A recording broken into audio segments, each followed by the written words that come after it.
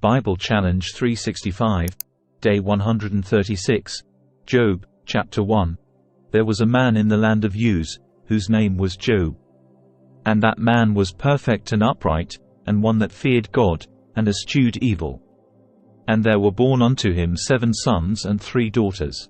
His substance also was 7,000 sheep, and 3,000 camels, and 500 yoke of oxen, and 500 she-asses, and a very great household. So that this man was the greatest of all the men of the East. And his sons went and feasted in their houses, every one his day. And sent and called for their 3 sisters to eat and to drink with them. And it was so, when the days of their feasting were gone about, that Job sent and sanctified them, and rose up early in the morning, and offered burnt offerings according to the number of them all. For Job said, It may be that my sons have sinned, and cursed God in their hearts. Thus did Job continually. Now there was a day when the sons of God came to present themselves before the Lord, and Satan came also among them. And the Lord said unto Satan, Whence comest thou? Then Satan answered the Lord, and said, From going to and fro in the earth, and from walking up and down in it. And the Lord said unto Satan, Hast thou considered my servant Job, that there is none like him in the earth, a perfect and an upright man, one that feareth God, and escheweth evil? Then Satan answered the Lord, and said, Doth Job fear God for naught? Hast not thou made an hedge about him, and about his house, and about all that he hath on every side? Thou hast blessed the work of his hands, and his substance is increased in the land. But put forth thine hand now, and touch all that he hath, and he will curse thee to thy face. And the Lord said unto Satan, Behold, all that he hath is in thy power. Only upon himself put not forth thine hand. So Satan went forth from the presence of the Lord.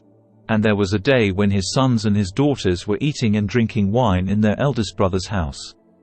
And there came a messenger unto Job, and said, The oxen were plowing, and the asses feeding beside them. And the beans fell upon them, and took them away. Yea, they have slain the servants with the edge of the sword. And I only am escaped alone to tell thee. While he was yet speaking, there came also another, and said, The fire of God is fallen from heaven, and hath burned up the sheep, and the servants, and consumed them. And I only am escaped alone to tell thee.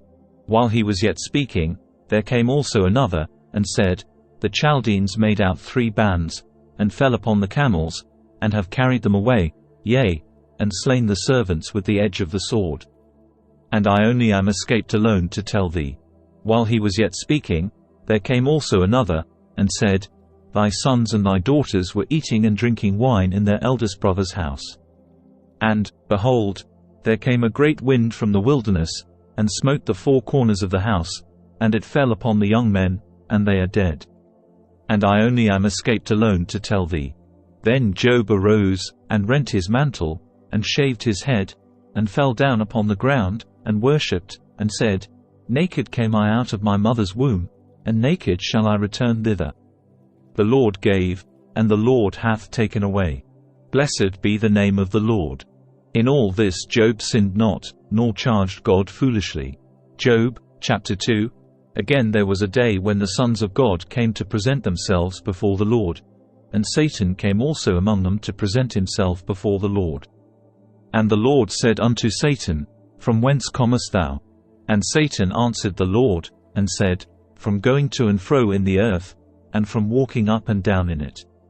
And the Lord said unto Satan, Hast thou considered my servant Job, that there is none like him in the earth, a perfect and an upright man, one that feareth God, and escheweth evil? And still he holdeth fast his integrity, although thou movest me against him, to destroy him without cause. And Satan answered the Lord, and said, Skin for skin, yea, all that a man hath will he give for his life. But put forth thine hand now, and touch his bone and his flesh, and he will curse thee to thy face. And the Lord said unto Satan, Behold, he is in thine hand. But save his life. So went Satan forth from the presence of the Lord, and smote Job with sore boils from the sole of his foot unto his crown. And he took him a potsherd to scrape himself withal. And he sat down among the ashes. Then said his wife unto him, Dost thou still retain thine integrity? Curse God, and die. But he said unto her, Thou speakest as one of the foolish women speaketh. What?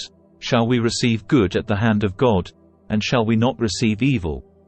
In all this did not Job sin with his lips. Now when Job's 3 friends heard of all this evil that was come upon him, they came every one from his own place. Eliphaz the Temanite, and Bildad the Shuhite, and Zophar the Naamathite. For they had made an appointment together to come to mourn with him and to comfort him. And when they lifted up their eyes afar off, and knew him not, they lifted up their voice, and wept. And they rent every one his mantle, and sprinkled dust upon their heads toward heaven. So they sat down with him upon the ground 7 days and 7 nights, and none spake a word unto him. For they saw that his grief was very great. Job, chapter 3. After this opened Job his mouth, and cursed his day. And Job spake, and said, Let the day perish wherein I was born, and the night in which it was said, There is a man-child conceived. Let that day be darkness. Let not God regard it from above, neither let the light shine upon it. Let darkness and the shadow of death stain it. Let a cloud dwell upon it. Let the blackness of the day terrify it. As for that night, let darkness seize upon it. Let it not be joined unto the days of the year, let it not come into the number of the months. Lo, let that night be solitary, let no joyful voice come therein. Let them curse it that curse the day, who are ready to raise up their mourning. Let the stars of the twilight thereof be dark. Let it look for light, but have none. Neither let it see the dawning of the day.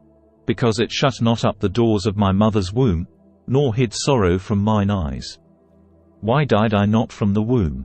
Why did I not give up the ghost when I came out of the belly? Why did the knees prevent me?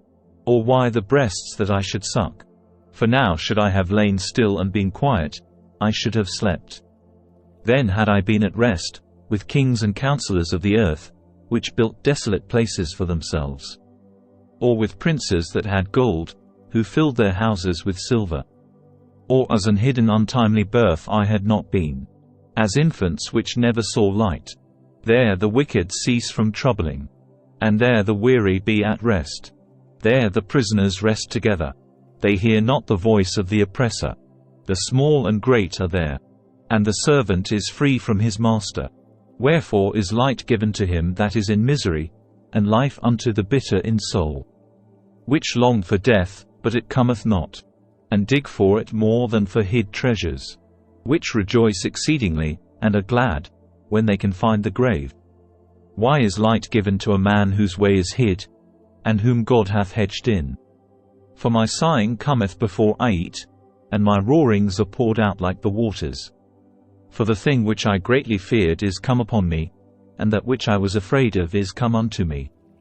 I was not in safety, neither had I rest, neither was I quiet. Yet trouble came. Thank you for joining us on day 136 of our 365-day journey in the Bible Challenge 365 series. We're excited to have you with us as we explore the scriptures together over the course of a year. If you enjoyed today's episode, please don't forget to like, comment and subscribe. Your support keeps this journey going, and we can't wait to share more with you in the coming days. So, let's continue to learn, grow, and be inspired as we delve deeper into the Bible Challenge 365 series together. And stay safe, and stay blessed, and God bless.